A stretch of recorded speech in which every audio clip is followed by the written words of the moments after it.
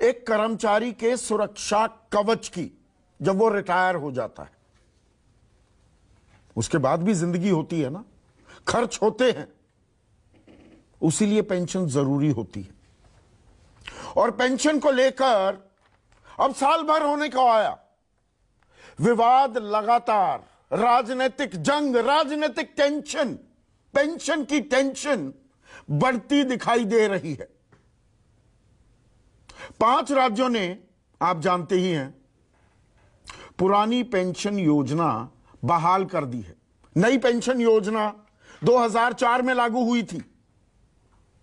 तब अटल बिहारी वाजपेयी की सरकार थी, बीजेपी की अगुवाई वाली सरकार। लेकिन सही मायने में इसे जमीन पर उतारा यूपीए सरकार ने, मनमोहन की सरकार ने, कांग्रेस की अगुवाई वाली सरकार ने। पर अब पुरानी पेंशन योजना का राग अलापा जा रहा है, उसके फायदे गिनवाए जा रहे हैं।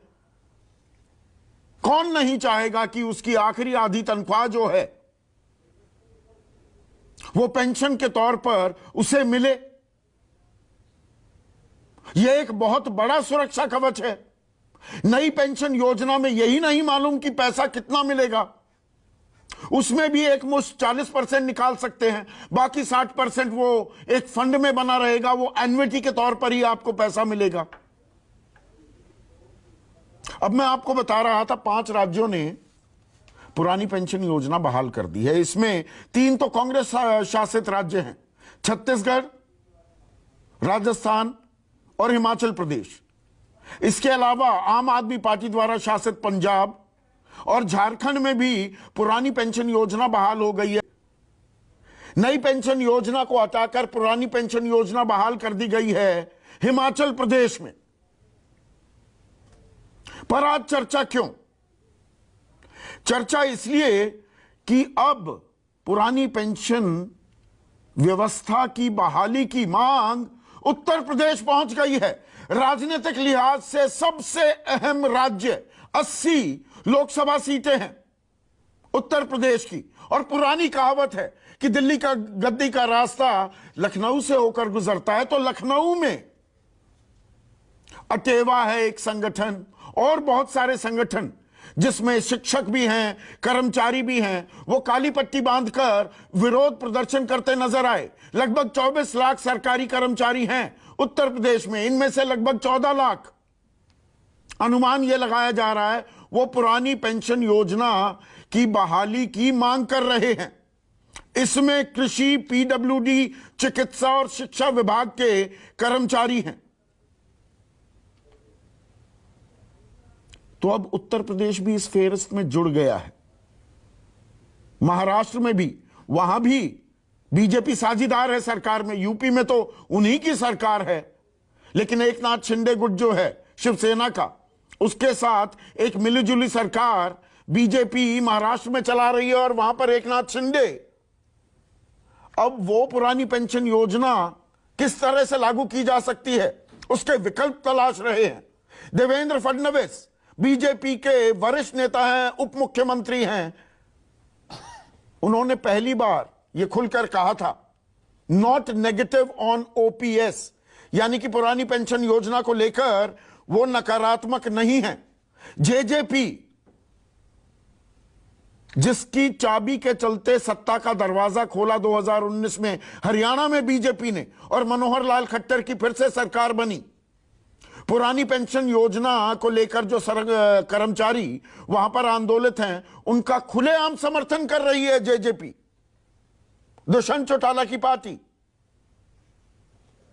और चाहे मध्य प्रदेश हो या कर्नाटक, जहां पर चुनाव भी होने वाले हैं, मध्य प्रदेश में बीजेपी के ही विधायक गौरीशंकर बिसेन वो कह रहे हैं पद ले लो, पार्टी से चाहे निकाल दो, लेकिन ओपीएस लागू कर दो।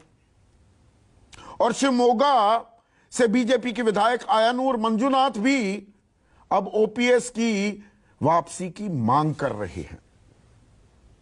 तो ये मांग लगातार बढ़ती जा रही है क्या? और अब तक सरकार क्या कह रही थी?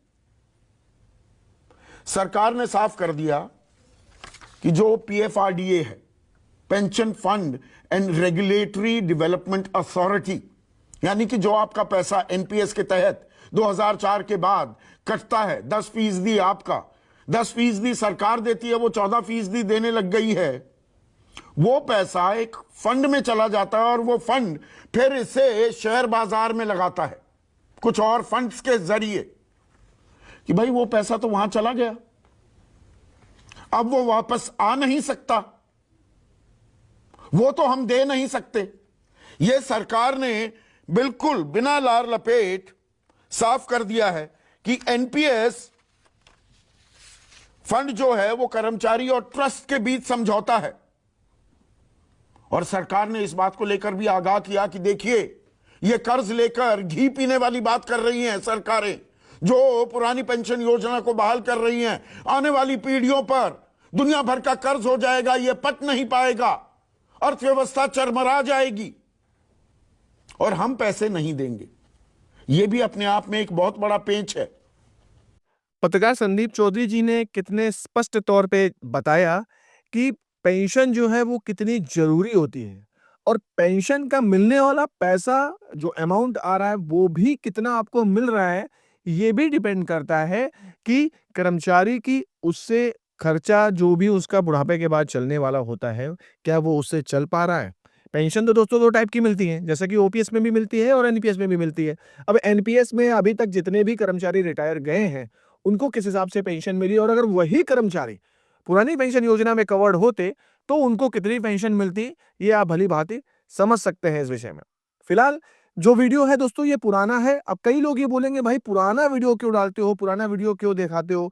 तो देखिए बात पुराने और नए की नहीं है। जब कोई नई रिसेंटली न्यूज आती है वो भी मैं पूरा दिखाने का टाइम से प्रयास करता हूं, लेकिन वीडियो दिखाने का रीजन ये होता है, आपको बताने का रीजन ये होता है कि देखिए जो पत्रकार बंधु हैं या जो भी लोग पुरानी पेंशन योजना के लिए कितना प्रयास कर रहे हैं और क्या-क्या बताते हैं, पुरानी पेंशन योजना को लेकर कितने फंड्स कहाँ जाते हैं, ये सारा कुछ आपको वीडियो में पता चल पाता है।